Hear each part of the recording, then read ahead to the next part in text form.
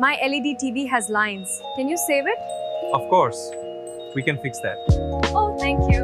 No problem. These lines usually mean a bad data signal.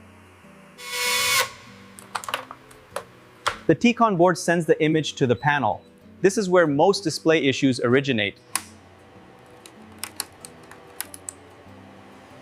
Dirty connectors cause these lines to appear. Cleaning these pins restores the crystal clear signal. One line left, let's use the tape method.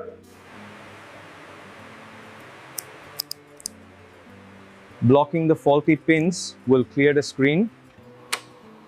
Success! The data is clean and lines are gone. Amazing. Amazing.